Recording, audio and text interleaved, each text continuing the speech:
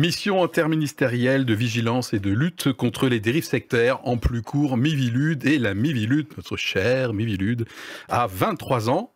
Et attention, elle vient de sortir un rapport qui cogne, le rapport 2022-2024, avec au moins 2 faits qu'il faut absolument connaître. 1. Doublement des signalements auprès de la Miviludes depuis 2015. 2. Attention, ça nous concerne, nous chrétiens, et notamment évangéliques. 34% des signalements sont liés à la pratique des cultes en général, avec une surreprésentation des églises évangéliques. Alors comme moi, vous pouvez peut-être être un petit peu tiraillé. Il y a une partie par rapport à la Miviludes, cet organisme, encore une fois, donc, qui prévient et qui lutte contre les dérives sectaires, eh bien, vous allez applaudir parce que quand même, Philippe, il y a quand même des trucs pas sympas qui paraissent, voilà, donc il y a des vraies dérives, et moi, je suis content que quelqu'un fasse un peu le gendarme là-dedans. Voilà. Et puis j'ai dit que j'étais tiraillé parce qu'effectivement, moi je note, on verra si vous êtes d'accord avec moi au cours de cette émission, mais un glissement en termes de formulation, en termes de domaine qui est susceptible, toujours d'après moi, eh bien de ruiner peut-être les libertés de conscience, de religion et d'expression, à l'instar de dérives, à mon avis, qu'on verra, on débattra dans d'autres pays, y compris européens. Donc nous, chrétiens, toujours pas crétins, voilà.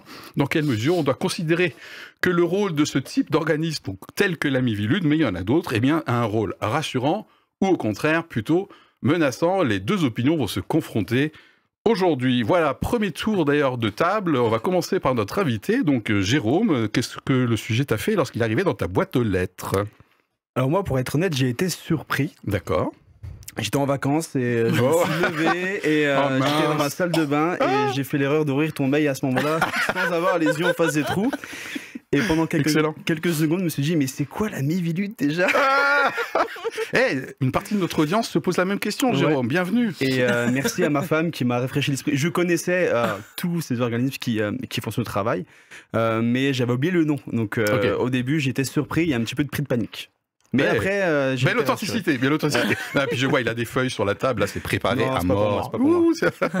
Anita.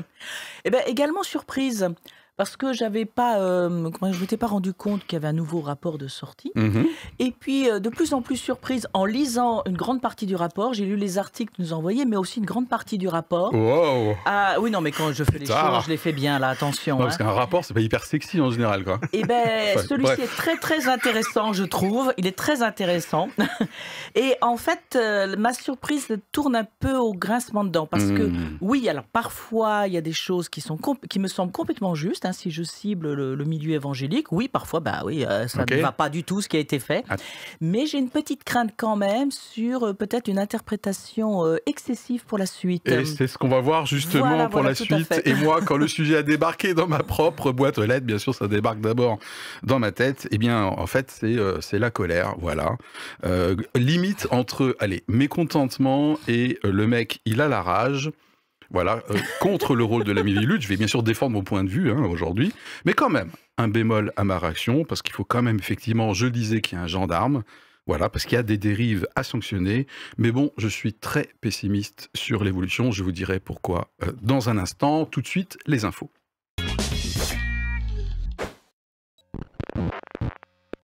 Avant de nous écharper en direct live sur effectivement le rôle / rassurant / menaçant d'un organisme type la Miviludes, on va d'abord commencer des choses assez neutres. Donc, y a-t-il 2-3 faits, des contextes, des sources rationnelles qu'on peut poser sur la table, histoire qu'on ne s'emballe pas trop vite. Et en fait, quand je dis on, je dis toi, Philippe, Anita, qu'est-ce que tu as sélectionné? Une seule source cette fois-ci?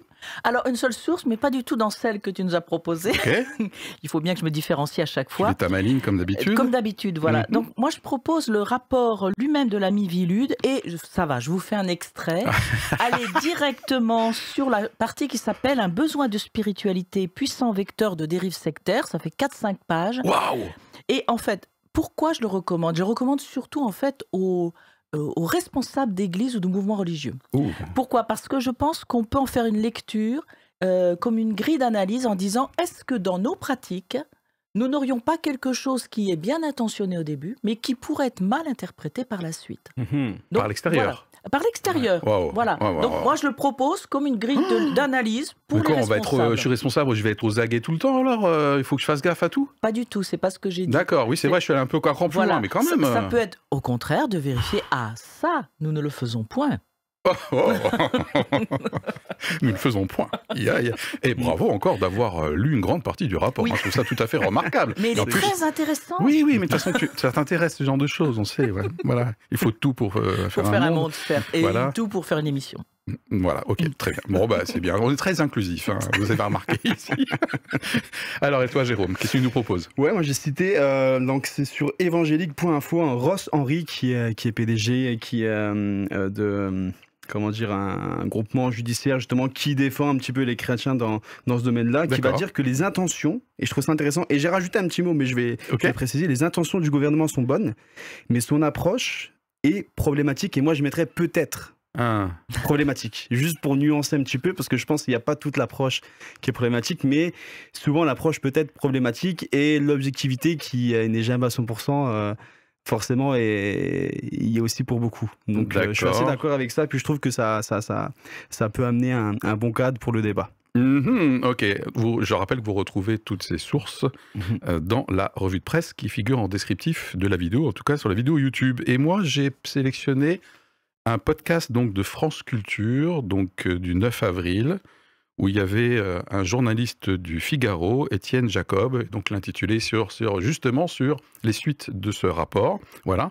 Et je vous cite 2 phrases de ce journaliste. Je les cite, hein, je ne les corrige pas. Je vous dirai pourquoi j'ai trouvé que c'était interpellant pour moi.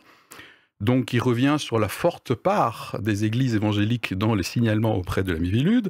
2700 lieux de culte, parmi lesquels on trouve des, je cite, méga church, des grandes églises très séduisantes parce qu'on y assume sa foi, on la clame haut et fort lors de grands raouts avec de la musique à fond. Et il termine le podcast, il conclut en rappelant que, ouvrez les guillemets, toutes les églises évangéliques ne sont pas néfastes. Waouh! Mais certains mécanismes sont pointés par la Miviludes et peuvent être extrêmement dévastateurs. Vous avez deviné, puisque j'ai rajouté un petit peu le ton, que rien qu'avec ce genre d'écriture, c'est déjà hyper connoté. Voilà. Donc, moi, je trouve que c'est très, très énervant. Ouais. Et ça donne une idée, déjà, à mon avis, des craintes que je vais avoir. Oui, alors, est-ce que je vais rajouter quelque chose par rapport à mon choix, parce que j'ai oublié une partie. J'ai saisi un extrait de ce rapport, je trouve très intéressant. Pourquoi ? Vous allez voir. Le rapport parle de la sécularisation de la société française qui conduit à limiter dans l'espace public l'expression des croyances et la portée des prescriptions religieuses. C'est écrit, je ne l'invente pas. Et un peu plus loin, il est ajouté « Cette sécularisation de la société n'a pas éteint pour autant les aspirations individuelles à diverses formes de spiritualité. » Alors, ça veut dire quoi ? C'est un sujet qu'on aborde que j'aborde assez souvent en disant qu'on a l'impression d'être actuellement un peu comme une grenouille qui est en train d'être cuite tout doucettement. La sécularisation aurait pour but de faire que toutes les aspirations spirituelles disparaissent, point d'interrogation. Donc peut-être que si on veut éviter certaines dérives, il faut peut-être reconnaître que la spiritualité est une partie de l'être humain et qu'on a besoin de l'exprimer. Ok, et écoutez, ça tombe bien, puisque tout de suite, les questions préparées.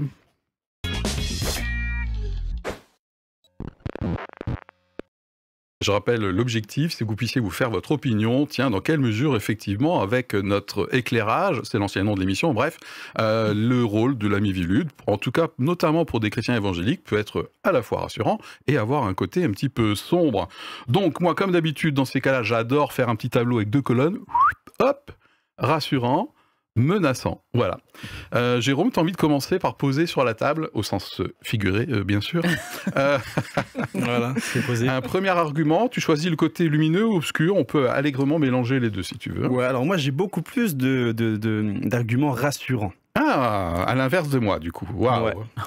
Ça veut pas dire que j'ai pas d'éléments contre, mais le côté rassurant, c'est, et je pense que c'est, on sera tous d'accord avec ça, c'est il y a des vrais gens qui souffrent à travers les dérives sectaires, à travers des groupes ou des individus, parce que c'est intéressant, il disait que c'était pas juste des groupes, hein, des fois c'est des individus très axés sur le bien-être, parce que je crois que c'est 37%, c'est ça aussi, sur la médecine, la santé globalement. Sur la santé globale, donc coaching de vie, etc. Donc il y a beaucoup de ça, et ce qui est rassurant, pour moi, c'est qu'ils adressent un vrai problème. Il y a des vrais gens, il y a des gens qui souffrent, il y a des gens qui s'enlèvent la vie à cause de ça. Donc, il faut pas le prendre à la légère. Et je leur dis merci pour ce qu'ils font parce que leur but, normalement, c'est de prendre soin aussi des gens qui sont victimes de ça. Et normalement, voilà, dans le monde idéal, on ne devrait pas avoir besoin d'eux. Dans un monde idéal, je pense. Parce que, en tant que chrétien, là, je m'identifie en tant qu'église, dans l'église dans laquelle je suis, etc. Je pense qu'avec la Bible et avec la redevabilité aux yeux des autres, normalement, on devrait ne pas dériver dans les dérives. Dans les dérives, exactement. On ne devrait pas dériver dans les dérives. Exactement, on le notera à la caméra. Ne pas dériver. Mais on ne vit pas dans un monde des bisounours. Okay. Donc, malheureusement, on fait des erreurs et il y a des gens qui souffrent. Donc, pour ça, je trouve ça bien ce qu'ils font. Et aussi parce que je pense que Jésus, les apôtres ont joué ce rôle. Dans le Nouveau Testament. Jésus a joué ce rôle avec les pharisiens. On peut noter Matthieu 23, les premiers versets. Où les victimes des pharisiens. Oui, c'est ça, exactement. Oui. Il va reprendre les pharisiens comme s'ils avaient des dérives sectaires. Alors, on pourrait changer de terme, bien sûr, mais le fait qu'ils mettaient des fardeaux sur les épaules trop lourds à porter, en plus de ce que Moïse avait prescrit, etc. Super exemple. On peut voir ça comme de la manipulation mentale qui amène de la culpabilisation aussi. Ou encore, il y a Pierre qui va dire je crois que c'est 2 Pierre, chapitre 2. On a bien fait de l'inviter, là. C'est parti, là. Arrêtez-moi si vous voulez. Magnifique, Pierre qui va dire il y a des faux enseignants qui arrivent et et même peut-être parmi nous il y en a qui ont introduit des sectes pernicieuses. Donc je trouve ça intéressant. Génial. Et qui décrédibilisent la voie de la vérité. Je vais m'arrêter là. Donc je trouve ça intéressant juste pour ça, premièrement. Alors, il a lancé le focus sur le côté rassurant. Je propose de continuer là-dessus. Écoute, moi je le rejoins. Anita. Je pensais, parce que malheureusement, il existe parfois des personnes qui, sous couvert de christianisme, en fait, se valorisent elles-mêmes, se vendent elles-mêmes, et parfois vont transformer, alors que ce soit une association, une église, une secte, quel que soit le terme, en un lieu qui lui appartient. Et il va s'introniser un peu chef. Et il va falloir que les gens marchent un peu à son rythme, et selon sa conception à lui, même du christianisme. Or là-dessus, la Bible ne nous dit pas du tout ça. D'abord, le christianisme, c'est une relation individuelle, personnelle, un engagement par rapport à Dieu. Bien sûr, ça crée aussi des liens avec ceux qui croient la même chose et c'est bien utile de pouvoir partager. Nous sommes membres les uns des autres, dit la Bible, donc c'est parfait. Mais il est question aussi de soumission réciproque et qui n'ont pas la soumission ni chimique ni abusive, mais qui est volontairement de dire je reconnais dans l'autre une compétence, une spécificité, et à un autre moment, c'est l'autre qui va la reconnaître en moi. Voilà. Donc c'est ça l'approche, je dirais, chrétienne évangélique. Or, parfois, on a certains leaders qui oublient cet aspect, qui disent en fait, ceux qui doivent être soumis, c'est tous les autres à moi, quoi. Voilà. Et pour aller dans la perception, dans la pensée biblique, allez, on y va. Moi je suis très touchée par un verset qui se trouve dans le livre d'Ésaïe, chapitre 1er, verset 17, qui dit « Apprenez à faire le bien », donc déjà ça s'apprend, recherchez la justice, protégez l'opprimé, faites droit à l'orphelin, défendez la veuve. Donc à mon sens, ça fait partie effectivement de ce que nous devons faire les uns par rapport aux autres. Et donc, en France, ça passe par un organisme. Ça passe par la Mivilude, entre autres. Ok. Dans le côté rassurant, moi je me suis noté un seul argument. Mais il est tout content, Gaëtan, c'est une ref. La capacité à se remettre en question. Je trouve que la Mivilude, dans son histoire, a démontré au moins une fois une capacité à se remettre en question. Je vais prendre un exemple très précis. En 2005, ils ont supprimé le fait de recourir à des étiquettes. Ça, c'est une secte. Ça, c'est une secte. Donc, il y avait une liste des sectes. Okay. Aujourd'hui, ils sont plutôt sur un panel de 10 critères qui, mis ensemble, font... Voilà, qu'il y a des indices. Mais ils n'étiquettent pas sans aucune chance de 0 ou 1. Il y a eu beaucoup d'abus et ils sont revenus en arrière. Enfin, les parlementaires sont revenus en arrière. Et donc, aujourd'hui, cette liste de sectes d'office, t'es secte, t'es pas secte, a été abandonnée. Donc, maintenant, c'est des pratiques sectaires. J'ai trouvé que c'était un bel exemple de remise en question. Et s'ils continuent dans cette vanne-là, j'ai dit vanne, hein. C'est impressionnant quand même, les lapsus. Dans cette veine-là, voilà. Non, mais non, je suis quand même pas si méchant ou si retors. Mon pessimisme de tout à l'heure diminue grandement. Voilà, est-ce qu'on a terminé sur les côtés rassurants de la Mivilude ? Ce qui veut dire qu'on a toujours intérêt, sur ce genre de rapport, à réagir, prendre position et à pouvoir faire des propositions peut-être de reformulation.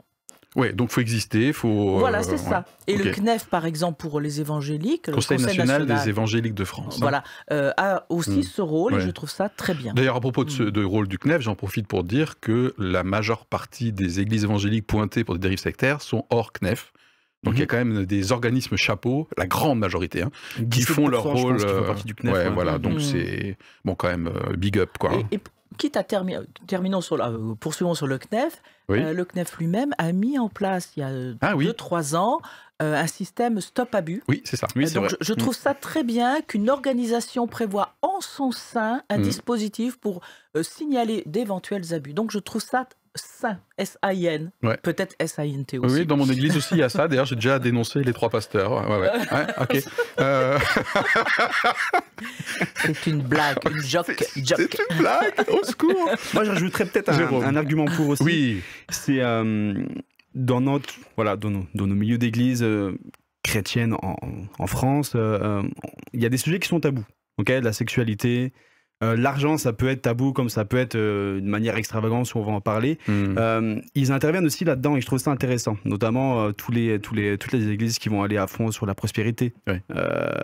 Toutes les églises qui vont dissocier la médecine et la foi. Qui mettent en opposition. Exactement, puis ils interviennent énormément là-dedans. Puis moi, dans mon métier, j'ai pu rencontrer beaucoup de gens qui avaient ce dualisme en tête de non, il ne faut pas que j'écoute mon médecin parce qu'on m'a dit qu'il fallait que je prie. Et en fait, ils interviennent aussi auprès de ces gens-là pour ramener un équilibre qui, normalement, devrait venir de la Bible, malheureusement. Donc, moi, je trouve ça aussi rassurant qu'ils amènent un équilibre là-dedans et qu'ils remettent des fois la tête sur les épaules des gens de dire ben non, en fait. Je vois l'image.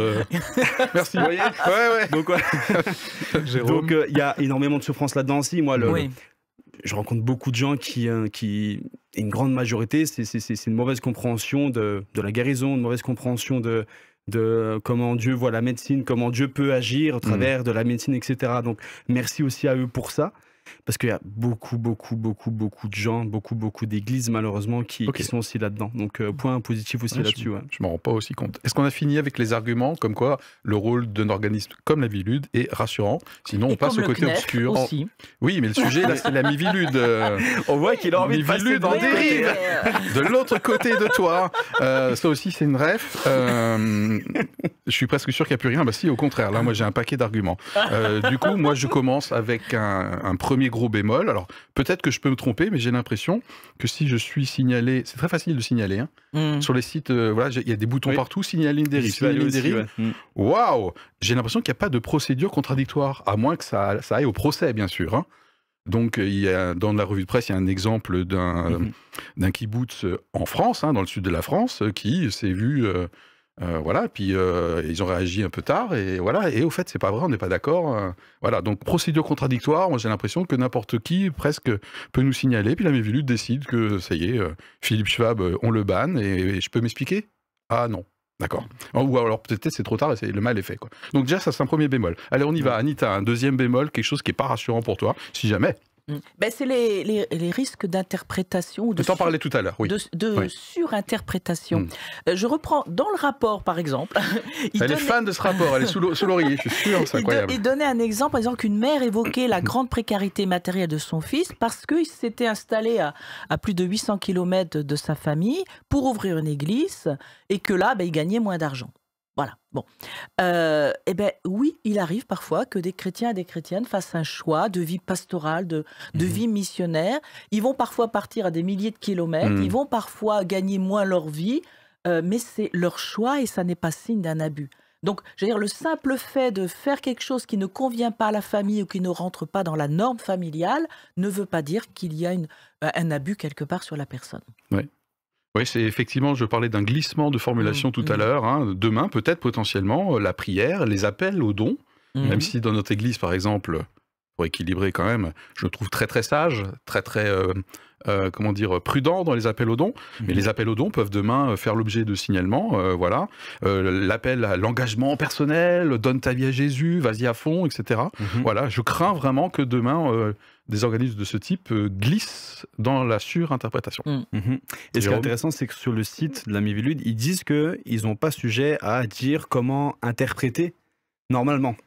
interpréter les textes qui font, les textes spirituels, etc. Mais ils le font. Tu citais France Info, France Inter, je sais plus.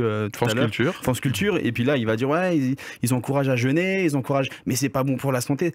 Et là, ils rentrent dans un domaine normalement qui n'est pas le leur, parce que normalement ils sont juste là pour dire est-ce qu'il y a vraiment des dérives sectaires. Sauf que jeûner, c'est pas une dérive sectaire. Ok, oui, on encourage à jeûner 60 jours et puis. Oui, et puis malheureusement, il y a des gens qui vont à l'extrême parfois. Mais le point, c'est que s'ils prennent juste ce que Jésus a dit, Jésus serait dans des dérives sectaires par rapport à ce qu'il a dit. Parce que peut-être qu'il pourrait mal l'interpréter. S'ils prennent ma propre vie, j'ai certaines disciplines spirituelles peut-être qu'ils me jugeraient comme étant des dérives sectaires aussi. Donc c'est là où ça touche à des limites. Et je suis assez d'accord avec ce que vous dites.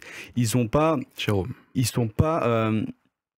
en mesure normalement de me dire comment vivre ma foi. Ils peuvent dire s'il y a des dangers, mais c'est pas eux de me dire comment prier, de quelle manière, c'est pas eux de me dire quelle discipline avoir, c'est à la Bible de me le dire. Donc, et c'est là où on rentre dans, il y a une séparation, il faut qu'ils respectent cette séparation entre l'État et puis la foi aussi, quoi. Ok. Ouais, Anita. Alors, je cite toujours le rapport. Hein. C'était rentable, ta lecture. Alors, donc, ce rapport dit qu'il y a un ciblage des mouvements spirituels vers des personnes vulnérables, donc soit en raison de leur âge, les jeunes, ou de leur situation personnelle, famille monoparentale ou fragilité psychologique, etc. Bon. Or, je dirais traditionnellement, une église peut accueillir absolument tout public, que l'on soit fort ou faible, en bonne santé ou pas, riche ou pauvre, mais traditionnellement, les églises ont toujours eu à cœur d'aller vers les plus fragiles. Donc, si s'occuper des plus fragiles risque de constituer un abus, ça fait penser à Jésus qui dit je suis pas venu pour les bien portants, je suis venu pour les malades. Malades au sens large du terme. Voilà. Donc effectivement, moi je suis devenu chrétien parce que j'ai eu conscience à un moment donné de mon insuffisance, de ma limite, et j'avais besoin d'une transcendance. Voilà, donc oui, c'est un signe de vulnérabilité. Donc, oui, c'est ça. C'est la base de la conversion. Hein. Si je pense que je peux m'en sortir tout seul dans la vie. Alors, conversion, pour ceux qui ne sauraient pas, c'est le fait de venir à Jésus et de l'accepter comme étant son Seigneur. Faire un demi-tour. Faire un demi-tour. Ok. Allez, on continue, Jérôme. Parce que moi, j'en ai encore en réserve. Hein. Donc, en réserve oui. Pas tant que ça. Écoute, je suis en train de regarder un petit peu mes notes. Ouais, c'est très bien. Pour l'instant, j'ai fait un peu le tour, mais peut-être qu'avec ton intervention... Anita, alors moi j'ai évoqué tout à l'heure alors c'est pas le cas en France aujourd'hui, mais où ça peut nous amener des dérives, hein, puisque le titre de l'émission c'est Miviludes en dérive, jeu de mots, des exemples en Écosse, hein, où il y a une loi anti-haine, voilà, et avec des centres de dénonciation délocalisés pour que les victimes soient encouragées les victimes d'après cette loi, voilà. On note notamment une célèbre écossaise, hein, Rowling, donc Harry Potter, hein, qui a mis au défi la police de la qualifier de crime de haine parce qu'elle estimait que la binarité sexuelle était une réalité naturelle. Voilà, donc ils n'ont pas porté plainte contre elle, mais voilà. Donc il y a ce genre de loi. Deuxième exemple au Royaume-Uni, le 14 mars 2024, le gouvernement a modifié sa définition de c'est quoi être extrémiste. Voilà, je vous lis. Le gouvernement, c'est la promotion ou l'avancement d'une idéologie fondée sur la violence, la haine ou l'intolérance. Alors autant la violence... Bon, effectivement, ça c'est pas bien, mais la haine et l'intolérance, ces deux derniers mots étant, à mon avis, extrêmement vagues, et c'est la porte ouverte à des dérives totalitaires. Ça, c'est mon opinion, mais quand même, ce que je viens de dire, c'est un fait. Hein. Donc ça, c'est proche de nous, c'est en Europe. C'est vraiment une crainte que j'ai par rapport à des rôles du type Miviludes. Voilà. Est-ce qu'on a fait le tour? Entre-temps, quelque chose t'est revenu, ou on peut conclure, Jérôme, une fois, deux fois? Jérôme, j'y vais. Vas-y. Je pense justement, je pense qu'il y a un danger qu'ils soient pas. Alors forcément, ils sont influencés par la politique qui règne actuelle, etc. Puis ils seront toujours influencés par la politique. Mais est-ce qu'il y a pas justement un gros danger là-dessus en fonction de qui est au pouvoir, en fonction des paroles qui sont prises par certains hommes politiques, puis je ne vais pas en citer, mais forcément, ils ne sont pas objectifs à 100%, ils sont aussi influencés. Et ça, je pense que c'est important de les garder en tête aussi. Ça reste des personnes imparfaites qui essaient de poser un jugement sur c'est quoi une dérive. Donc forcément, ils vont faire des erreurs. Je ne dis pas ça pour les pardonner, je dis juste ça que oui, ils posent des fois des jugements qui sont influencés par des sources extérieures aussi. Et c'est pas le but normalement, mais ça arrive, donc il faut le garder en tête, je pense. Ouais. Oui, bonne transition. Moi, je m'étais noté que de toute façon, il y a un esprit du temps, hein, Zeitgeist, comme on dit en allemand. Il y a une idéologie. Donc, de toute façon, quand je note, c'est très intéressant d'aller sur le site de la Mivilude. Il y a les fameux 10 critères qu'on a évoqués tout à l'heure. Oui, les 10 critères. Moi, sur les 10, il n'y en a que 3 où je peux dire tout de suite, ouais, je suis d'accord.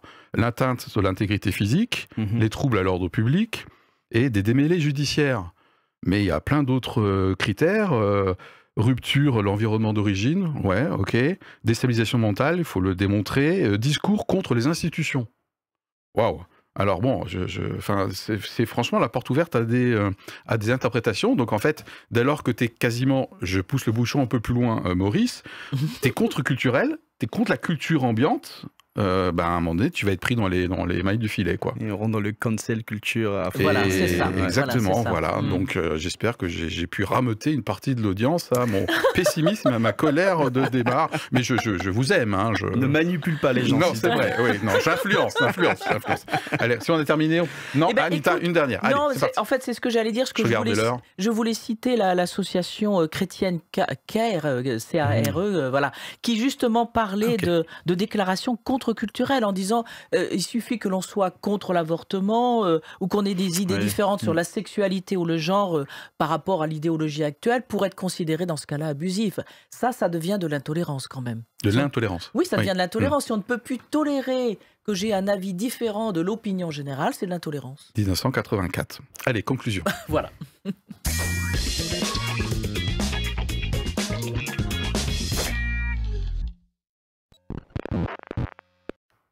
Alors, comme vous êtes toujours là, j'en suis sûr, avec quoi on repart. Voilà, qu'est-ce qu'on choisit de retenir, qu'est-ce que vous choisissez de retenir après votre quelques minutes de visionnage. Voilà, Anita, qu'est-ce que tu nous proposes pour partir avec ? Je ne sais pas si c'est bien français ça. Enfin bref, ok. Qu'importe. Un take-away. Alors, prudence et audace en même temps. Ok. Prudence, Anita. oui, dans notre manière de communiquer l'évangile, dans notre manière de parler dans une association chrétienne ou église, d'être vigilant sur nos propres pratiques.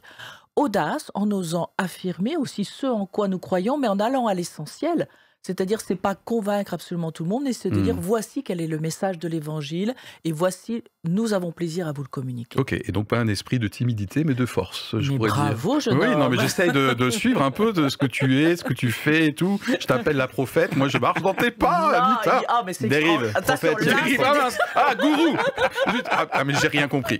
Non, mais oh là là.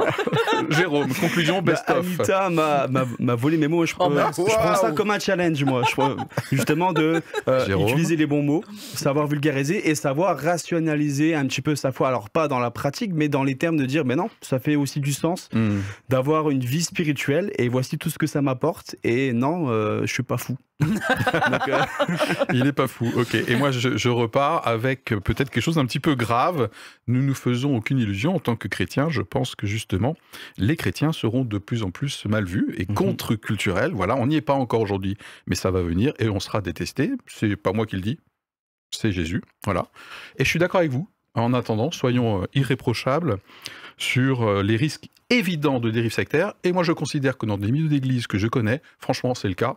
Et je trouve qu'on est très encourageant dans notre attention à rester dans l'équilibre à ce niveau-là. Voilà. Merci de nous avoir suivis. Anita va vous faire la petite pub dans un instant. Eh bien oui, la pub, c'est quoi ? Si vous aimez, vous likez et vous vous abonnez. Et vous pouvez même mettre la petite cloche comme ça. Voilà, si vous n'aimez pas, vous likez aussi. C'est de la manipulation. Non, pas d'abus. 10 centimes par like. Voilà. Ok, non, coupez.